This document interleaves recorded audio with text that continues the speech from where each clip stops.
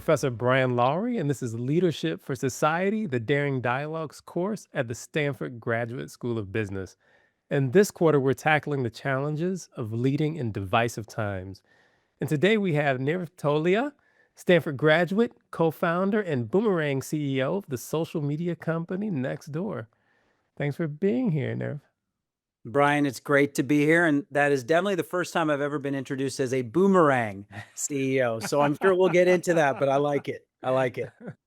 So, to start, can you describe Nextdoor for those who might not be familiar with the platform? Sure. Nextdoor is a social media platform. It's like a Facebook or Instagram or WhatsApp or TikTok, but it's dedicated to making you better equipped to live the best version of your local life. So Nextdoor, as the name implies, is about you and your neighbors, your next door neighbors. And so we like to think of ourselves as the essential network for you living your local life. And it started really as something that was inspired by seeing Facebook and Twitter at the time. It was called Twitter and LinkedIn start to emerge. The company was started in the summer of 2010. And the founders looked at these other social media properties and thought, okay, these are great. Facebook is amazing for communicating with friends. LinkedIn is absolutely indispensable for building professional networks. And Twitter is great for following people with whom you may have shared interest or whom you may want to hear from. But how come there isn't a social media property for what we believe is one of the most important communities or sets of people of them all? And that's the people right outside your front door. And so that's Nextdoor. Today, we are operating in 11 countries, primarily the US, where we have 350,000 active neighborhoods. I think that's about 99% of the neighborhoods in the United States. And one of three households uses Nextdoor today. It's a public company. And so it's been a great journey. Now, this summer, it'll be 16 years, and I'm sure we'll get into that. Oh, that's great. Thank you. So, how is it you mentioned the other platforms? How is it different than, say, an Instagram and the way it functions, other than, excuse me, the focus on local neighborhoods? Like, is if I go on it, how is it different in terms of my experience, other than I know it's kind of confined by neighborhoods? So I would say that there are three differences, and you mentioned the first and most obvious, where Instagram is not really a geolocated type of experience. Nextdoor is about local, it's about your neighborhood. But the other two differences are Instagram, for many people, is about self expression if you're posting, and it's about entertainment or being entertained if you're consuming.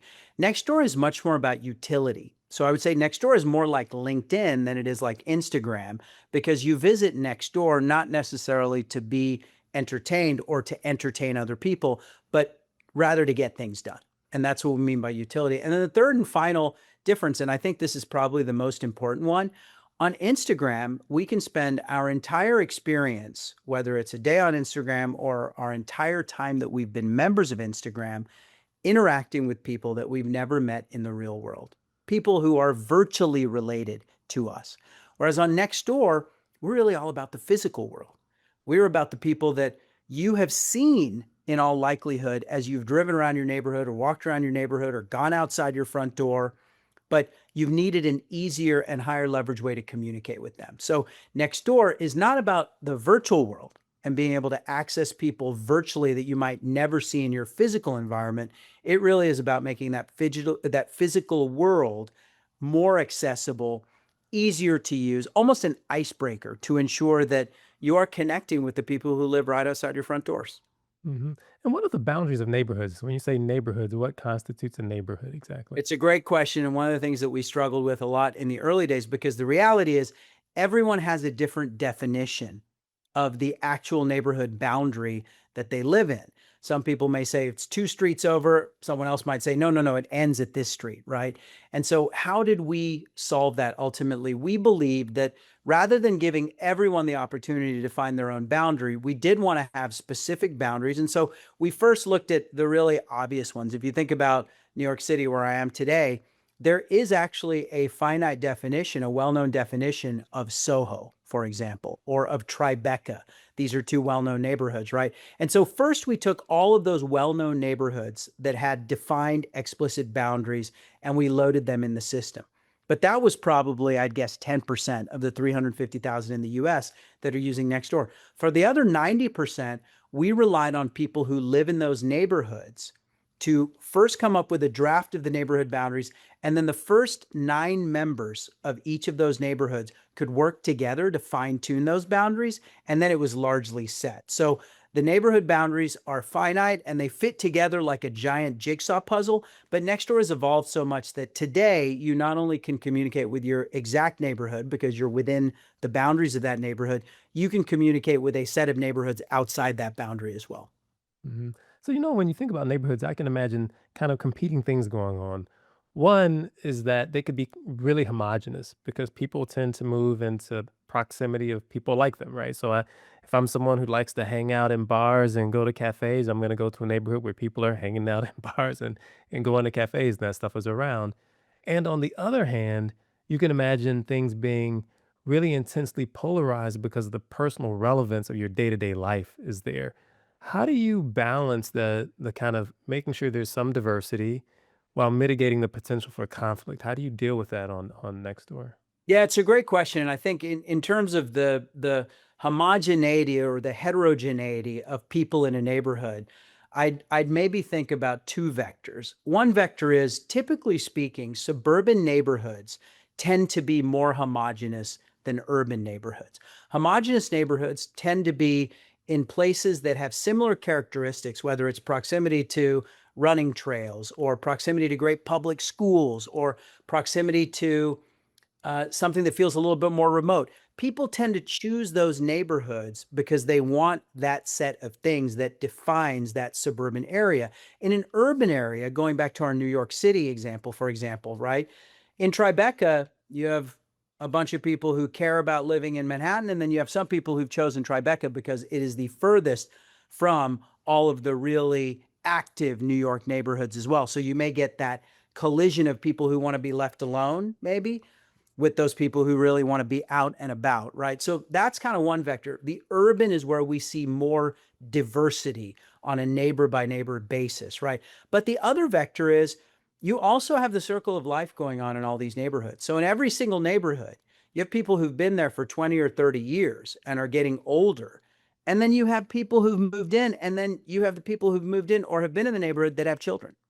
And so you have this constant set of I would say diversity of life stage, even if the neighborhood itself is one that feels very homogenous. And for us, you ask the question, how do we deal with that? Well, we described Nextdoor in the early days more as almost a voting precinct versus a country club. And what I mean by that is a country club chooses its members and looks at some criteria and says, okay, you're a member and you're not a member, right? But not everyone can join a country club. A voting precinct, as long as you live in the voting precinct, you can vote, assuming that you're of the right age, et cetera, right? And so with Nextdoor, it's not that we choose the people who can come in and then we restrict some people and they have to stay out. If one lives in the neighborhood, and one of the big tenets of Nextdoor is you have to verify your physical address. If you live in the neighborhood and you can verify your physical address, you can join Nextdoor and be part of that community. And it has nothing to do with whether you are the same as the other people in your neighborhood or different. So that kind of brings us to, I think, the real question you were asking, which is, what do you do when people disagree? Right? Which happens all the time. Whether they feel like they're similar or whether they're different, they do disagree, right? So the biggest thing that we've tried to do is, by focusing Nextdoor on utility versus self-expression, there's not a lot of disagreements about the best plumber or a great place to get tacos on Friday night, Well, I don't know right? about tacos. There could be a lot of disagreement about the best tacos. Friendly disagreement and good disagreement, and we like that. We call that dialogue, right? And we call that people expressing the love that they have for something. But when it comes to self-expression, I mean, let's take something that we see today. We're in the middle of a war right now, right? And people have different attitudes about whether we should be in the war, whether we shouldn't be in the war, right? And those people may live right next door to each other. And if they use Nextdoor as a forum to have those discussions, it can get at times very discursive. And so the constant challenge for Nextdoor is, yes, our true north is everyone in the neighborhood should be able to get on this platform and work together to make the neighborhood great for everyone included. So Nextdoor is about community. It's not a system like Instagram that you can interact with just as an individual. On Instagram, I can go to Instagram, I can choose who I want to follow, and I can curate that in a way that it's my individual experience and nothing else gets put in that. I don't really consider it in that way a community platform. It's one to many. One is me as the user, and then many are the people that I choose to follow. Community platforms tend to be many to many. There are lots of people talking to lots of people, and they're all actually in the same conversations. And so on Nextdoor, if there's a conversation about the best tacos, that's not relegated to the person who posted and the people that he or she chooses to listen to that post. That's everyone in the neighborhood who can chime in, right? And so there is this constant question of, okay, when you have this conversation that's going on with everyone in the neighborhood, how do you ensure that that conversation brings people together versus forces them apart? And I think that's in large part why we're having this conversation, and one of the biggest challenges for Nextdoor, because it's not that Nextdoor is a place where people disagree.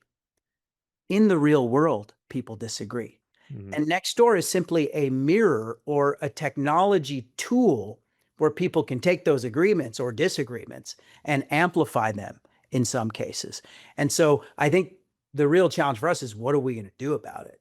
Right? And Like that's what I'm really how are we going to try to amplify the conversations that bring people together and maybe turn down the volume on the conversations that we feel are pulling people apart?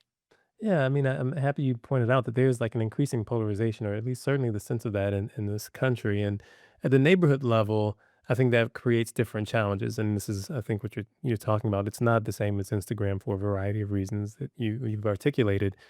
But I wonder about a situation, for example, when neighborhoods are changing. Right. So we're talking about neighborhoods in this way that it's not completely static, but there's a certain type of neighborhood. It has a certain character. But neighborhoods shift and change. So that's an interesting situation for a platform like yours. Like, how do you deal with what happens as neighborhoods start to shift and change, and you do have the possibility of different, let's for lack of a better term, factions within that neighborhood. How does Nextdoor manage that? Yeah, and that's not even a hypothetical. I mean, in reality, most incumbents don't want things to change, and most new entrants to a situation are coming to that new situation because they want to drive change. And so the simplest advantage is, you hear this term NIMBY, not in my backyard, right? There's this very, very common term. And the idea behind it is, I live here and I don't want anything to change. And then someone new comes in and says, hey, it turns out that that area that people use to walk their dogs would be an amazing place for a shopping center. What do you think? We need more shopping centers around here. And then you get opposing views and you get factions. And I think we start by saying we do believe in a democratic society, that having the space for people to express themselves and even disagree is incredibly important for a well functioning democracy. And one of the problems with the increasingly divided world that we live in is, in many ways, there is no upside in disagreeing with people, because you think to yourself, well, they're not going to change their mind. And if I'm seen as someone who's counter to the way that they feel about something, I'm going to be attacked or I'm going to be canceled. And I read this essay once about how online people are a lot meaner than they might be in person. And so if you are expressing yourself online and someone disagrees, some really nasty things can happen, because behind the keyboard or behind the anonymity of not sharing your real name, you might actually be a lot nastier. And as a result, people were increasingly retreating from expressing themselves online. And the essay was called The Cost of Silence.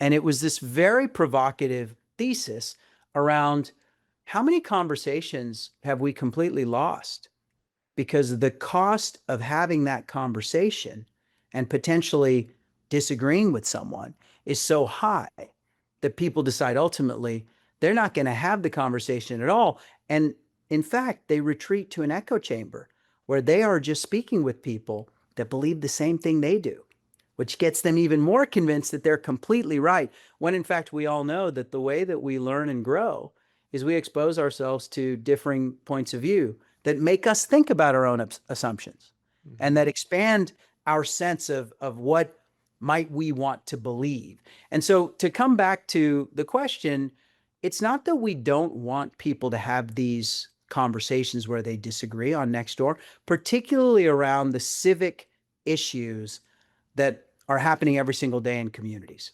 Now, when we talk about something like the war in Iran, I'm not sure that's a local issue. So we would argue on Nextdoor, first of all, that that's not relevant for you and your neighbors to talk about. Whereas if there happened to be some discussion about whether the height limit on buildings should be amended, either you can build things that are higher or you can no longer build things of a certain height, that's actually a local issue, a civic issue that you could see a lot of people disagreeing about, right? We want those discussions to be on Nextdoor because increasingly they're not being had at all. And so we're just driving even more of a wedge into the disassociation that people have.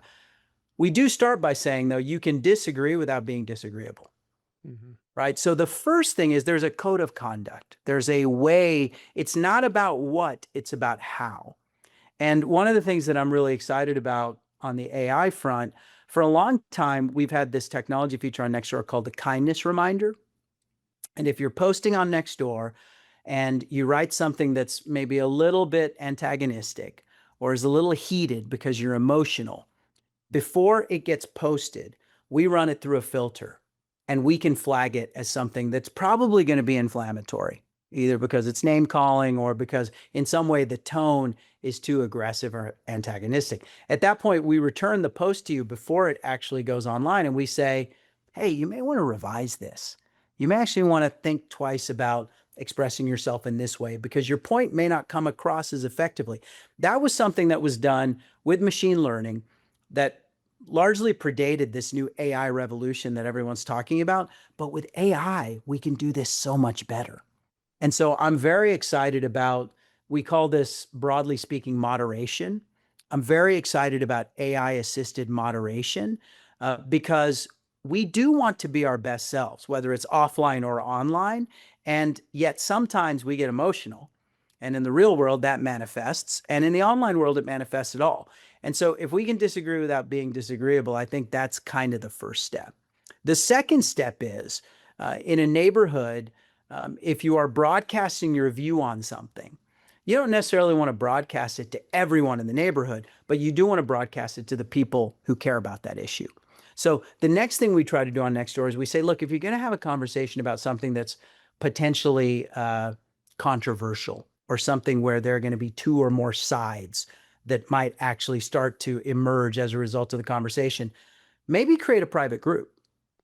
And that group can be opt in. So everyone who chooses to be part of that conversation can actually choose to be part of the conversation. And everyone else can say, look, I'm not really part of this because I don't care whether we put a shopping center there or whether it remains as a place to walk dogs, right? And so these are some of the things that we do. But in reality, it feels like the world in general is getting more isolated, more people who are not wanting to express themselves. And the people who do, in some ways, they're actually less concerned about how they come across.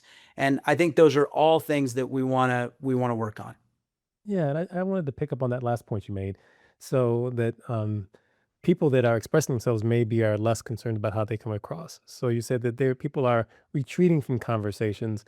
I'd argue that certain people are retreating from conversations, and then there are people who are happy to step into the breach with more and more intense point of views, right? And you could Well, argue if you think about kind of three sets of people, there are the people who are the rabble rousers, right? And they're going to poke people because they want reactions, right? There are the people who truly want the debate, but are seeking some intellectual honesty and want to have the debate versus they want to argue with people, but they want to argue about the issue, right? And then there's a third set of people, and they don't know yet. So they're going to stand on the sidelines and they're going to observe, right?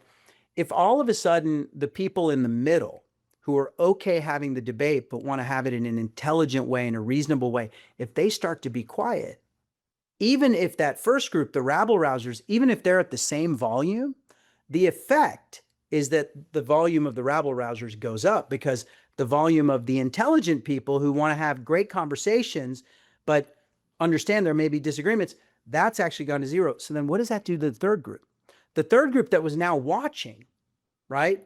Before, if you were watching, you see an intelligent conversation, you might think, oh, that's a really good point. I want to join in.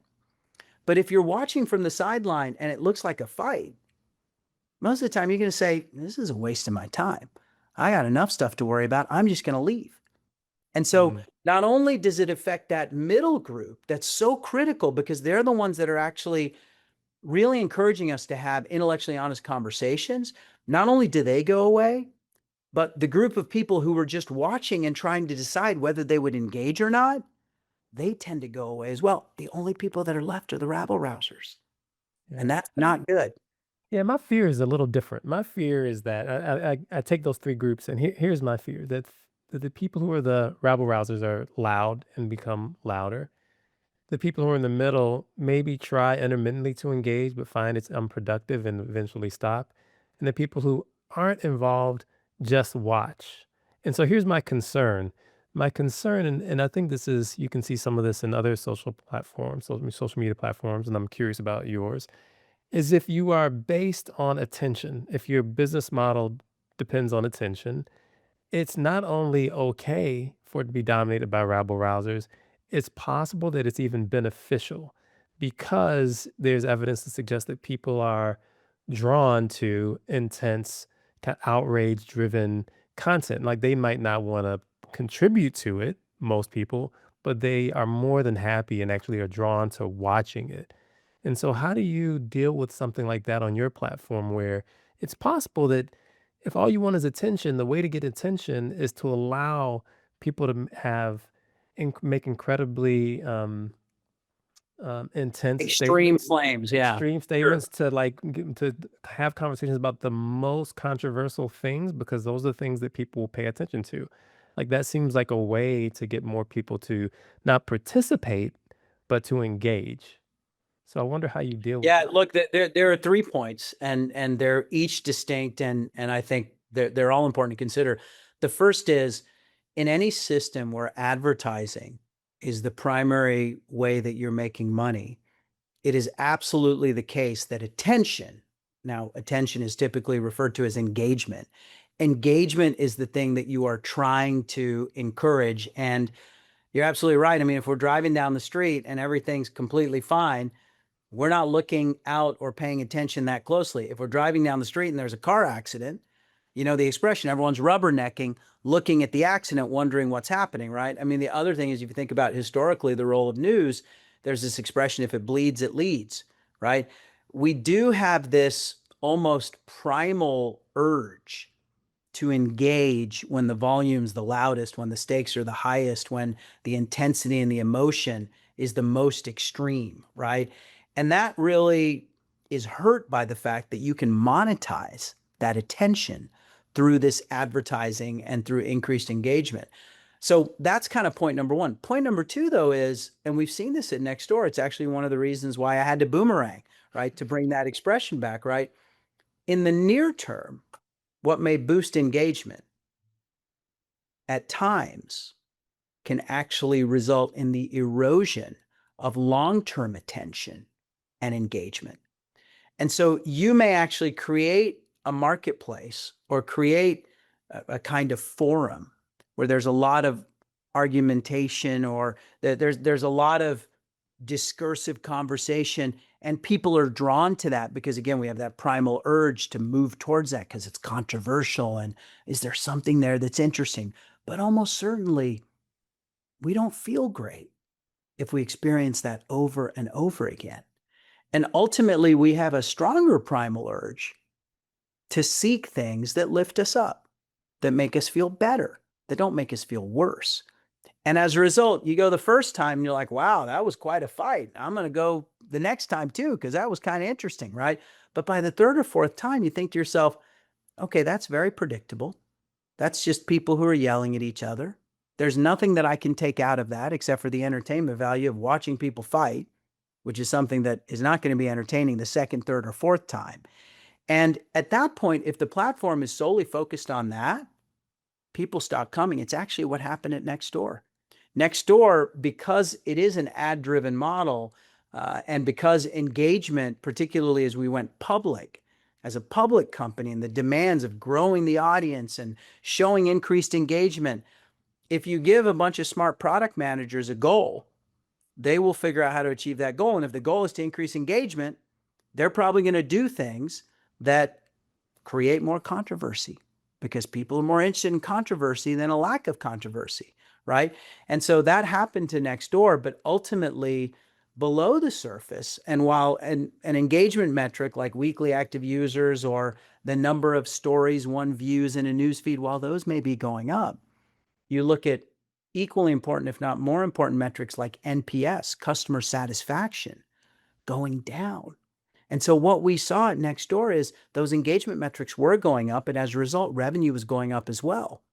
But NPS was going down and consistently going down until at some point, the only people left on Nextdoor were the people who really wanted to observe a lot of those controversial expressions.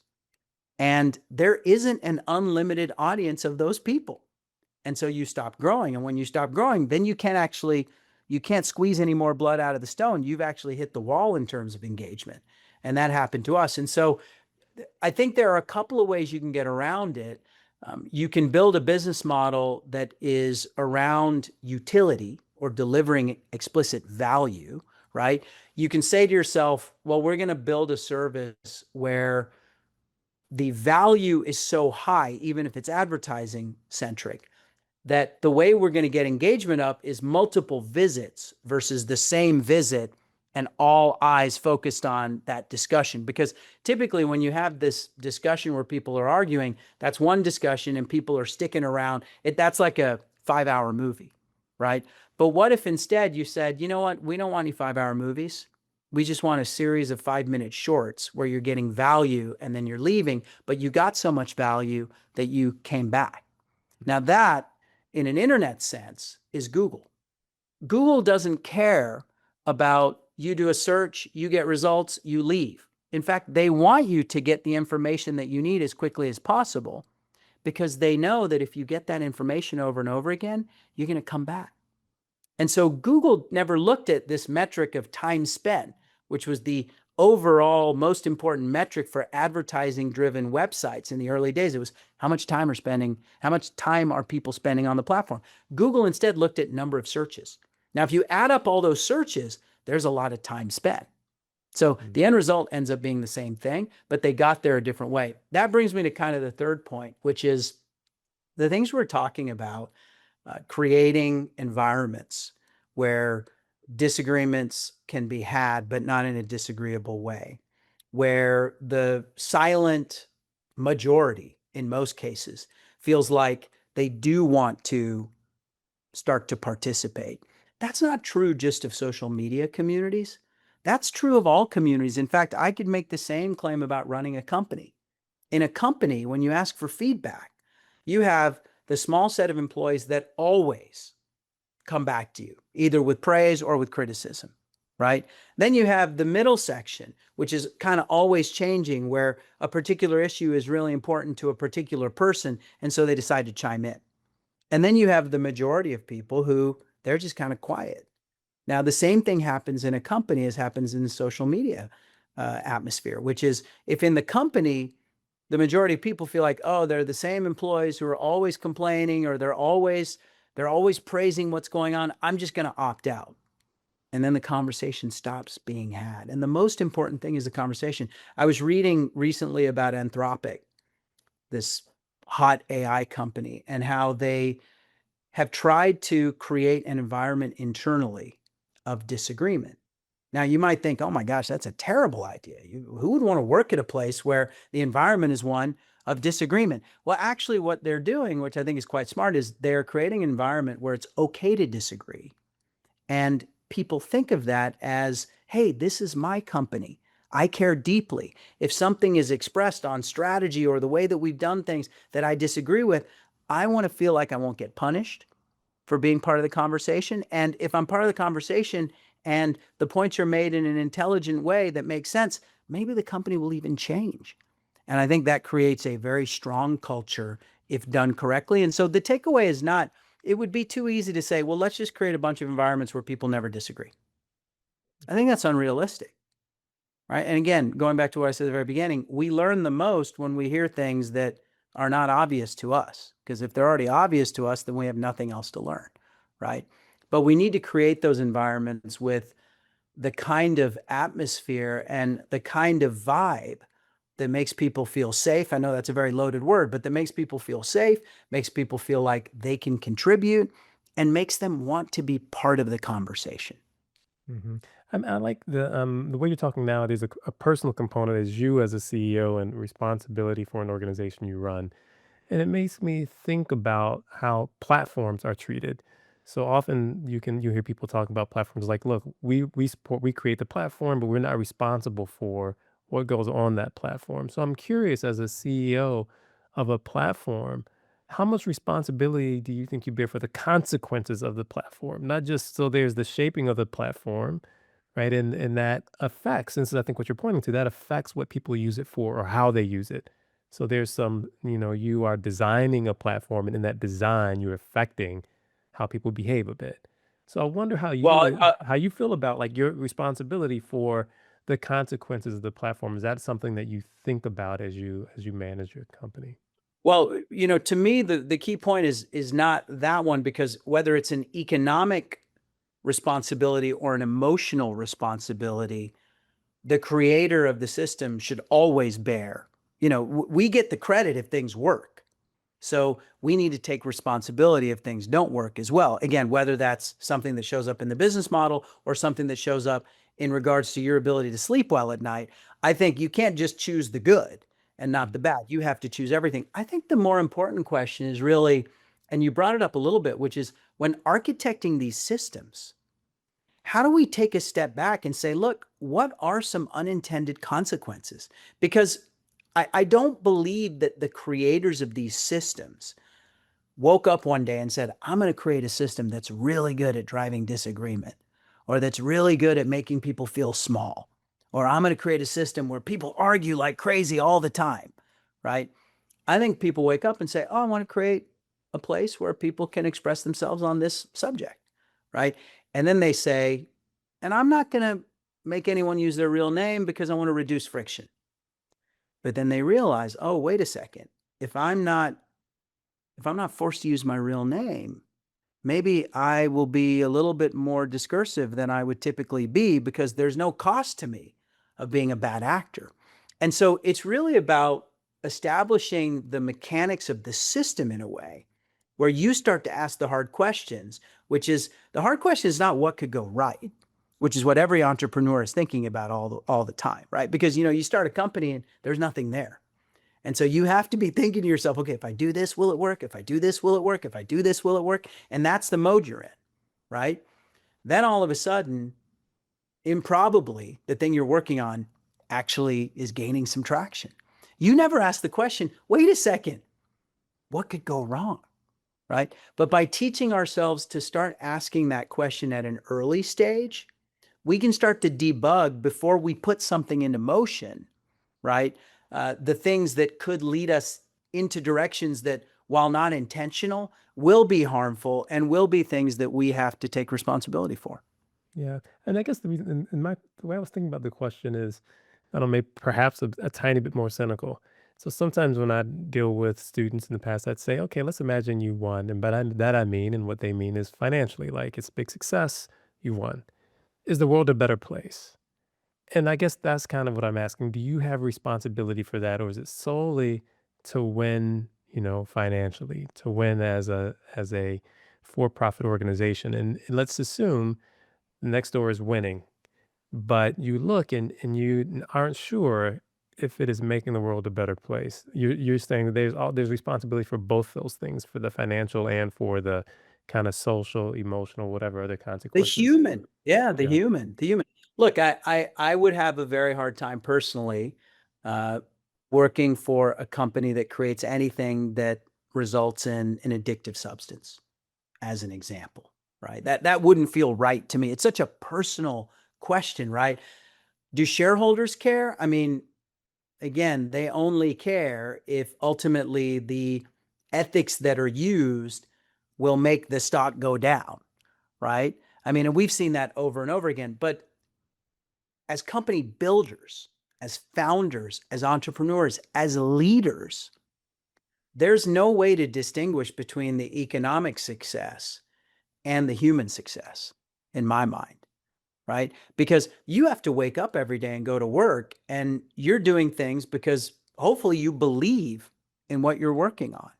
And so we've said at Nextdoor, we're very fortunate, and it wasn't some genius idea that we came up with, but we're very fortunate that research has proven that where community is strong, there are lots of other societal benefits. That's not a Nextdoor point of view. I mean, that's been studied by sociologists over and over and over again. The story of Nextdoor is one where we were inspired by a book called Bowling Alone, which was written by the former chair of the Harvard Sociology Department. And the core thesis of Bowling Alone is the popularity of the sport bowling has not gone down over time, but we are now bowling alone instead of bowling in leagues. And so the subtitle of the book is The Decline of Community in America, and what are the consequences of that decline. And so our business model is based on there being strong and healthy neighborhoods. And strong and healthy neighborhoods require active, vibrant communities. And so if we can build active, vibrant communities or be part of helping people build active, vibrant communities where they live, we'll actually make more money and we'll be a successful business. But we're very fortunate because in the process of doing that, we do believe that those healthy, vibrant communities will also create good for the world. I will say that in some ways, this feels a little bit generational, which is when I was at Stanford in the early 90s. The idea of working in technology as the dot-com boom started in the mid 90s and then continued through the late 90s was this idea of, I'm not going to make a lot of money. I mean, maybe I will, but no one had done it yet. So that wasn't the big prize. There was a prize, though, around having impact and around making people feel more efficient, more effective, and more excited about things. And so there was this notion of, I want to change the world. And my metric for success is not going to have a dollar sign attached to it. It's going to have a number of people attached to it. How many people have I lifted up? I mean, what else can you work on where if you're successful, 1 million, 10 million, 100 million, a billion people can feel like they're lifted up? That's the scale of technology companies. Unfortunately, as time went on and the corresponding result of impacting people was huge dollar signs, you saw a lot of people start to say, okay, wait a second. I became a banker, not because I wanted to do well for the world, but because it paid the bills and allowed me to live a life that I wanted to live. It turns out now I can work the same amount of time, make more money in technology. Okay, I'm going to go over to technology, right? And then all of a sudden you had people come in who, the famous venture capitalist John Doerr had a slide that he would put up, missionaries versus mercenaries, right? So the missionary says, I'm starting this because it's a problem that I believe the world needs to solve. The mercenary may say, I'm working on this because I believe if we solve this problem, we're going to get paid really well. Now, to me, that is a little bit of a false dichotomy. I don't want to say to myself, hey, how much revenue we generate and whether we're profitable or not and the return that we deliver to shareholders, that doesn't matter as long as we do great things for the world. I don't think that's reasonable. I don't think that's the way capitalism works. And I'm a big believer in the value of capitalism, not just for people's bank accounts, but for the world as well. At the same time, I don't subscribe to the, it doesn't really matter what intended or unintended consequences this has, as long as the P&L looks good, right? I think the key here is we got to harmonize the two things. And we have to hopefully gravitate towards ideas where harmonizing those two things is not an inherent conflict. It's actually very natural. It's authentic to what you're trying to do. So if you're a doctor, you actually do well if people live, not if they die. It's just, and that's not something that you have to think about as a doctor. That's just the way it's set up from the beginning. If you're a teacher, you do better if your students actually learn the material. That's just the way the whole thing's set up. And so what I would tell entrepreneurs and founders is, yeah, you're absolutely responsible for both the pros and cons of whatever you create. And so be mindful about what you're choosing to work on and be mindful about the potential unintended consequences of success. Because having a think about those things, what idea am I going to work on? Once you decide that, okay, what are all the ways this can go right and what are some of the ways this can go wrong? It's so accessible to you in the early days, whereas once you get started, boy, you're in the inertia of the system. And at that point, it's very difficult to go back and break whatever you've created because you don't think it's creating the right kind of output. Mhm. Well, I really appreciate all the time and the engagement you're having with trying to make community stronger and society better. So I really appreciate the work, and I wish you well on that. Thank you so much for taking the time to talk to me. Well, I so appreciate having the opportunity, and I love the work you're doing. And the leaders of tomorrow are going to be the students that you're showing this to. And so I hope they are inspired by the challenge of creating things that are not only amazing business enterprises, as measured by whatever financial metric you want to choose, but also are amazing human enterprises, which can be measured by, say, a brand, and does a smile come to someone's face? Does it make their life better? Because that really is, to me, the incredible privilege of working in technology. You don't have to choose. You can create hugely successful businesses that are good for the world. Yeah, well, thank you for that, Nirav. Thanks so much for your time. Thank you.